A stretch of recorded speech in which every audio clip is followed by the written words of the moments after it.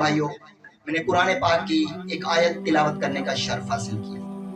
اللہ تبارک و تعالی قرآن مجید میں ارشاد فرماتا ہے، یا ایھا الذین آمنوا اتقوا اللہ حق تقاتہ ولا تموتن الا وانتم مسلمون۔ اے ایمان والو، ترجمہ مفہوم عرض کرنا، اے ایمان والو اللہ سے ڈرو، اے ایمان والو اللہ سے ڈرو جیسا کہ ڈرنے کا حق ہے۔ ولا تموتن الا وانتم مسلمون، اور ہرگز نہ مرنا مگر مسلمان۔ اس میں کیا فرمایا؟ پہلے فرمایا کہ مجھ رب سے ڈرو، اور اتنا ڈرو کہ ڈرنے کا حق ادا کرو۔ پھر اس کے بعد جب تک زندہ رہنا، جب موت آئے، جب آخری وقت آئے تو پھر مسلمان ہو کر مرنا، کہیں کافر ہو کر نہ مر جانا، کہیں یہودی ہو کر نہ مر جانا، کہیں نصرانی ہو کر نہ مر جانا، بلکہ جب بھی مرنا کلمے کے ساتھ مرنا، ایمان کے ساتھ مرنا۔ تو اس دنیا میں مرنا تو ہر کسی نے۔ دنیا کے اے مسافر، منزل تیری قبر ہے، طے کر رہا ہے جو تو 2 دن کا یہ سفر ہے۔ جب سے بنی یہ دنیا لاکھوں کروڑوں آئے، باقی رہا نہ کوئی، مٹی میں سب سمائے۔ دنیا کے اے مسافر، منزل تیری قبر ہے، طے کر رہا ہے جو 2 دن کا یہ سفر۔ اب سفر جب ختم ہوگا تو پھر اللہ فرماتا ہے کہ پھر ایسے نہ مرنا، مسلمان ہو کر مرنا۔ موت کا ذکر تو کرتے ہی رہتے ہیں علماء، لیکن اس طرف توجہ کم ہوتی ہے کہ بھائی مرنا تو ہے، لیکن یہ خیال کرنا کہ جب موت آئے تو ایمان والی موت، یہ نہ ہو کہ زبان پر کچھ اور ہی جاری ہو، بلکہ جب بھی مرنا، جب بھی روح نکل رہی ہو، تمہاری زبان پر کلمہ طیبہ جائے۔ اس کی فکر لازمی ہے، اس کی فکر ہمارے مسلمانوں میں ختم ہو چکی۔ بس موت کو ایک ہم نے مذاق بنا دیا، یہاں جناب کروڑوں آئے، لاکھوں چلے گئے، ہم بھی چلے جائیں گے، دیکھا جائے گا۔ دیکھا تو کیا جائے گا؟ جب غسال آپ کو نہلائے گا دیکھا جائے گا، جب غسال آپ کو کفن پہنائے گا کیا دیکھا جائے گا؟ جب لوگ ہمیں اپنے کاندھوں پر اٹھا کر جنازہ گاہ کی طرف لے چلیں گے کیا دیکھا جائے گا؟ جب گہری قبر کھود کر اس میں ہمیں اکیلا چھوڑ دیا جائے گا کیا دیکھا جائے گا؟ حدیث پاک میں آتا ہے جس کا مفہوم کہ قبر زنہ پکار کر کہتی ہے کہ آدم کی اولاد، کیا تو مجھے بھول گیا؟ یاد رکھ، میں تنہائی کا گھر ہوں، میں گھبراہٹ کا گھر ہوں، میں کیڑے مکوڑوں کا گھر ہوں، میں وحشت کا گھر ہوں، میں تنگی کا گھر ہوں، لیکن اس کے لیے میں وسیع ہو جاؤں گی جو اچھے اعمال کر کے آئے۔ اور حدیث پاک ہے، حضور علیہ الصلوۃ والسلام نے فرمایا کہ قبر جنت کے باغوں سے ایک باغ ہے یا جہنم کے گڑھوں میں سے ایک گڑھا۔ جنت کا باغ اس وقت ہوگا جب کلمے والی موت نصیب ہو۔ پوری زندگی بندہ تلاوت کرتا رہے، پوری زندگی بندہ ذکر کرتا رہے، پوری زندگی نمازیں پڑھتا رہے، پوری زندگی بیانات کرتا رہے، پوری زندگی خدمتیں کرتا رہے، پوری زندگی سخاوت کرتا رہے، پوری زندگی لوگوں کو کھانا کھلاتا رہے، لیکن آخری وقت میں اگر کلمہ نصیب نہ ہوا تو اس کے وہ صدقہ، وہ خیرات، وہ عبادت سب رہ گا چلے جائے گی، کیونکہ اللہ نے فرمایا کہ وَلَا تَمُوتُنَّ إِلَّا وَأَنْتُمْ مُسْلِمُونَ، کہ جب بھی مرنا مسلمان ہو کر مرنا۔ لیکن اس کی فکر کرے کون؟ ہمیں تو مال اکٹھا کرنے سے فرصت نہیں نا، تم دکان کو، مارکیٹ کو چمکانے سے فرصت نہیں، اپنے 6 فٹ کے جسم کو اچھے لباس میں ملبوس رکھنے سے فرصت نہیں۔ چہرہ تھوڑا کالا ہو تو پھر کریمیں لگا کر اس کو چمکانے کی کوشش ہے، لیکن جو ایمان چمکانا ہے، جو آخری وقت ہے، جو کہ بہت کٹھن ہوگا۔ روایات میں آتا ہے کہ شیطان ہمارا کھلا دشمن ہے، ان الشیطان للانسان عدو مبین۔ یہ جو بے شک، اس میں کوئی ڈاؤٹ والی بات نہیں، شک والی بات نہیں، یہ جو شیطان ہے نا، یہ تمہارا کھلا دشمن ہے، کھلا۔ چھپے ہوئے دشمن سے ہم کتنی بچنے کی کوشش کرتے ہیں۔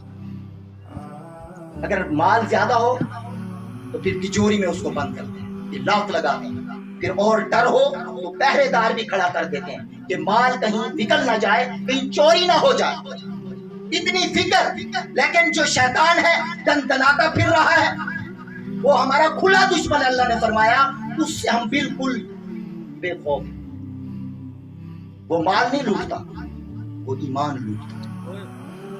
اس کی کوشش ہوتی ہے کہ جب بندہ آخری وقت میں ہو، کلمہ نصیب نہ ہو، آئیں بائیں شائیں کی باتیں کرے، آ او کی آوازیں نکالے، کلمہ نصیب نہ ہو، یہ اس کی کوشش ہوتی ہے۔ شرح الصدور، امام سیوطی شافعی رحمت اللہ علیہ نے اپنی کتاب میں ایک حدیث پاک نقل کی کہ جب موت کا وقت قریب ہوتا ہے نا، روح اٹکی ہوئی ہوتی ہے، تو اس وقت شیطان یا تو والدہ کی شکل میں آتا ہے، یا والد کی شکل میں، یا دوست کی شکل میں، یعنی اس مرنے والے سے جو والدین پہلے مر چکے ہوتے ہیں یا ان کے کوئی پیارے مر چکے ہوتے ہیں، ان کی شکل میں آتا ہے، اور اس کے ہاتھ میں پانی کا پیالہ ہوتا ہے۔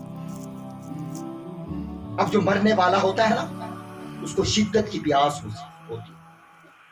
حدیث پاک میں ہے کہ جب گنہگار مرتا ہے نا، جب بے نمازی مرتا ہے، روزے چھوڑنے والا جب مرتا ہے، والدین کی نافرمانی والا مرتا ہے، تو پھر اس کو اتنی پیاس محسوس ہوتی ہے، شدت کی پیاس، کہ اگر انہیں 7 سمندروں کا پانی بھی پلا دیا جائے نا، اس کی پیاس ختم نہ ہو۔ اب اس گنہگار کی کیا کیفیت ہوگی جس کی روح اٹکی ہوئی ہے؟ اسرائیل علیہ السلام سامنے جلوہ گر ہے اور شیطان زور لگا رہا ہے اور کہہ رہا ہے کیا پیاس لگی ہے؟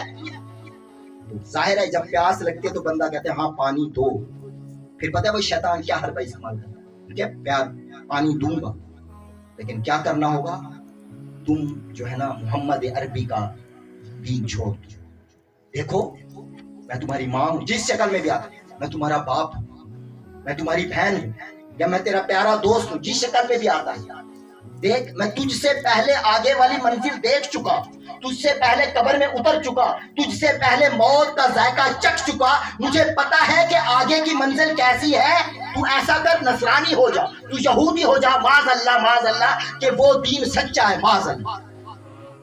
اب جو گنہگار ہوتا ہے نا، وہ پیاس کی شدت کی وجہ سے ہاں کر دیتا ہے، پھر اس کے منہ کے ساتھ جب پیالہ لگتا ہے لیکن وہ خالی ہوتا ہے، پھر وہ نصرانی ہو کر مر جاتا ہے، پھر وہ یہودی ہو کر مر جاتا ہے، پھر وہ لا دین ہو کر مر جاتا ہے، کلمہ نصیب نہیں ہوتا۔ اور یہ فکر کی بات ہے، اس کے لیے تو ہم نے کبھی دعا ہی نہیں کی، رب کی بارگاہ میں گڑ گڑائے نہیں، روئے نہیں۔ علماء فرماتے ہیں کہ 4 ایسے بڑے گناہ ہیں، اگر ان گناہوں میں کوئی ملوث رہا تو مرتے وقت اسے ایمان نصیب نہیں ہو، مرتے وقت اسے کلمہ نصیب نہیں ہو۔ نمبر 1، نماز میں سستی کرنے والا، سستی کرنے والا، پڑھتا ہے ٹائم گزار دیا، قضا کر دی، نیند کے میٹھے پھر جھونکے لیتا رہا، سردیوں کا موسم کے رضائی اوڑھ کر سویا رہا، کروٹ ادھر بدلی ادھر بدلی، بس ابھی اٹھتا ہوں ابھی تو ٹائم باقی ہے، ابھی تو اذان ہوئی ہے، پڑھ لوں گا۔ ایسے کرتے کرتے وقت چلا جاتا ہے، پھر اٹھتا ہے قضا پڑھتا ہے، نماز میں سستی۔ اور جو نہیں پڑھتے ان کا کیا ہوگا؟ یہ تو اس کے لیے خطرے کی گھنٹی ہے کہ جو نماز میں سستی کرتا ہے، اس کو ڈر جانا چاہیے، نماز کی پابندی کرنی چاہیے، باجماعت ادا کرنی چاہیے، کہ کہیں ایسا نہ ہو کہ اس گناہ کی وجہ سے، واجب چھوڑنے کی وجہ سے، جماعت چھوڑنے کی وجہ سے اس کا ایمان سلب نہ کر لیا جائے۔ اب ہم اپنی کیفیت دیکھیں، اپنے گریبان میں ہم سب جھانکتے ہیں، میں بھی جھانکتا ہوں کہ آیا ہمارا رد عمل کیسا ہے، کیا ہے ایسا کوئی؟ کچھ ہوں گے، کچھ، ورنہ سب ہم نیند کے میٹھے جھونکے لیتے ہیں۔ دوپہر جب ہوتی ہے تو کاروبار میں مصروف ہوتے ہیں، جب عصر ہوتی ہے تو نوٹ گننے میں کہ آج کتنی بکری ہوئی، پھر جب مغرب ہوتی ہے تو پھر بھوک لگی ہوتی ہے۔ بھوک کی فکر ہے، ایمان کی فکر نہیں، مال کی فکر ہے، ایمان کی فکر نہیں، بینک بیلنس بڑھانے کی فکر ہے، ایمان کی فکر نہیں۔ پھر جناب وہ کھانا کھاتے ہیں، سامنے ٹی وی آن ہوتا ہے، ہو جاتا ہے، کبھی یوٹیوب، واٹس ایپ، فیس بک، کیا کچھ نہیں ہوتا۔ مجھ سے آپ زیادہ جانتے ہیں، اس میں لگے ہوئے ہیں، لیکن ایمان کی فکر کسی کو نہیں۔ کہ آخری وقت میں کلمہ نصیب ہوگا یا نہیں ہوگا، اس کی فکر کرنی چاہیے.